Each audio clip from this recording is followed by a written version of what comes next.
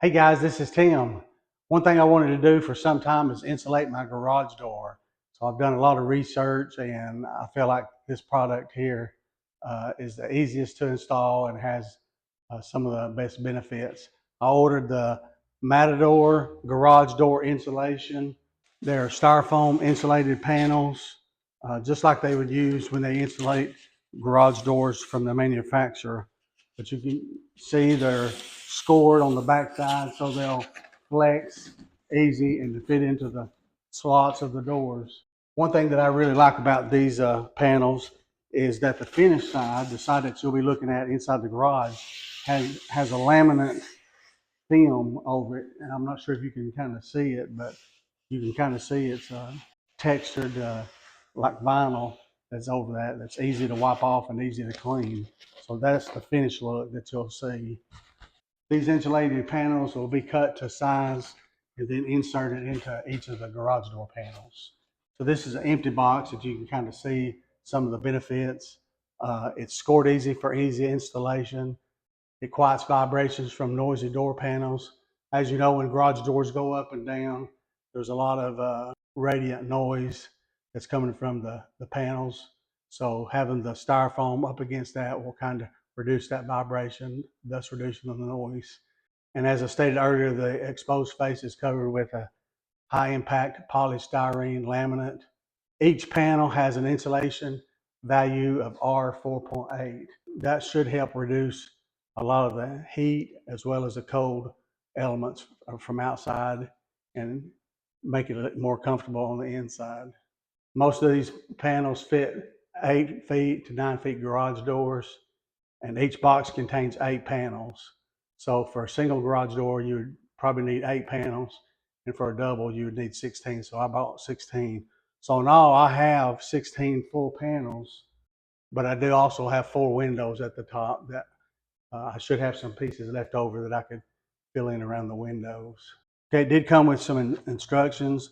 Some of the tools that they recommend is having a straight edge utility knife, tape measure, safety goggles.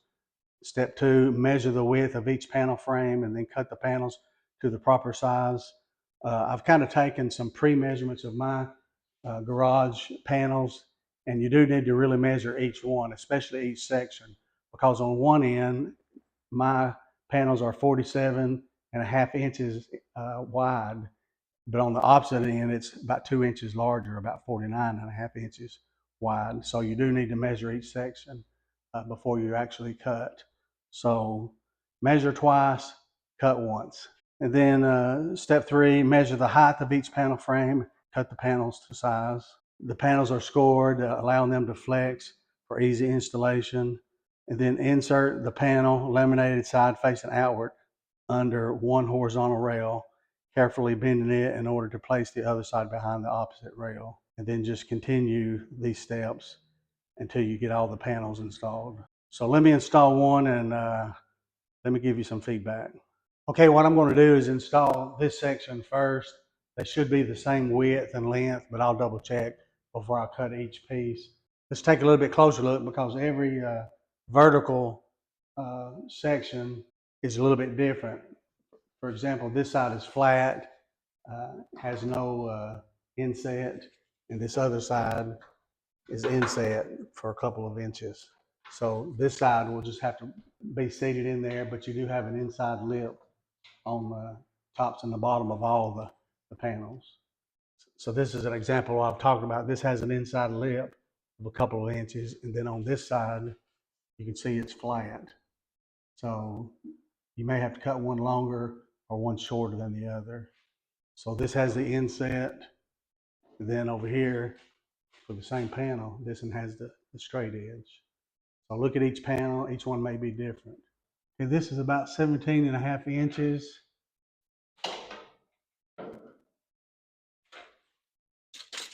And we'll go to the inside of this inset to about 47.5 inches. So we'll measure 47.5 inches.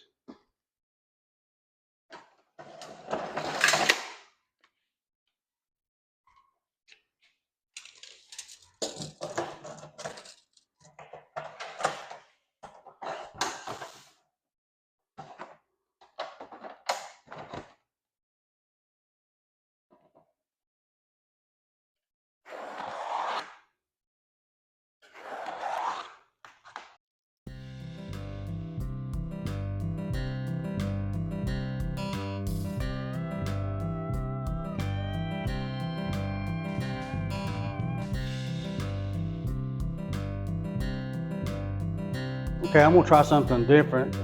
Instead of using a utility knife, I'm gonna try using a jigsaw and see how that goes. So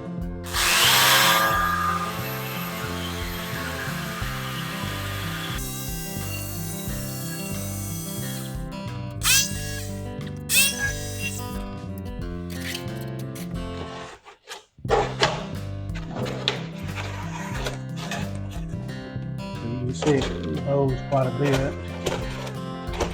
Gotta get this inserted here.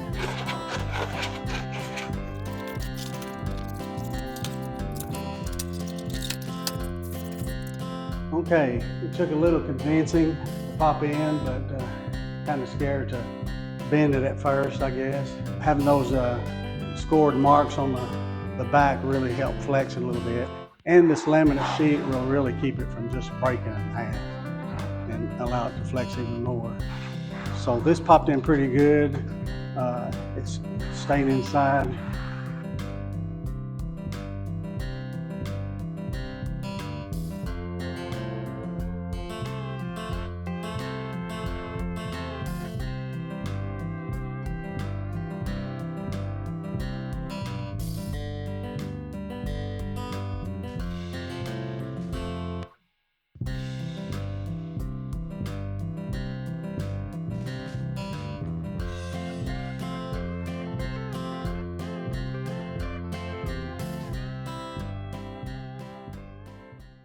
Okay, I've got these 4 panels done, and I have to say there's a big difference between what is finished and what is not finished. So I think when we get all these panels completed, it's going to look totally different. And you can see how I popped them in.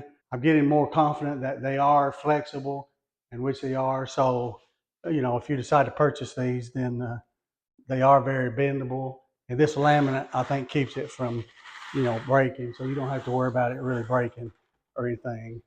One thing that I really want to stress is measure 2 or 3 times every panel because the very bottom panel was 2 inches taller than these other ones. These 3 are identical, but that bottom one is 2 inches taller.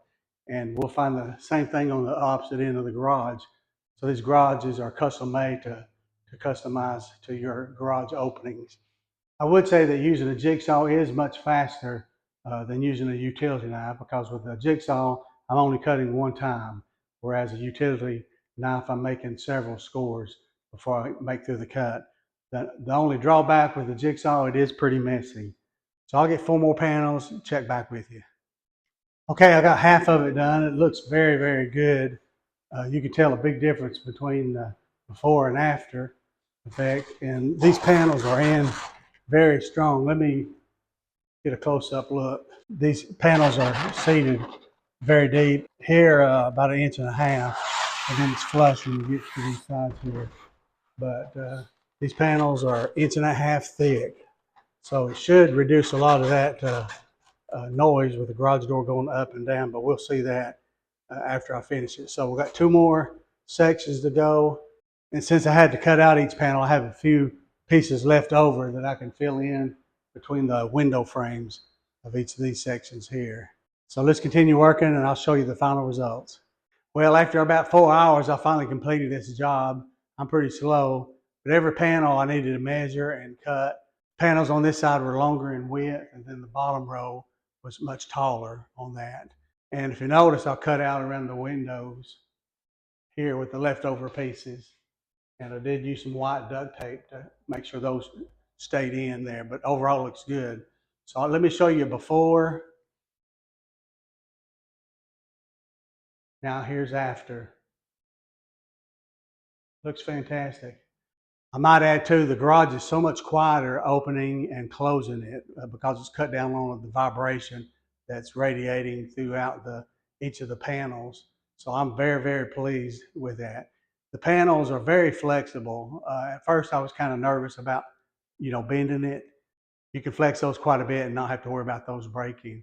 So let me open and close the door.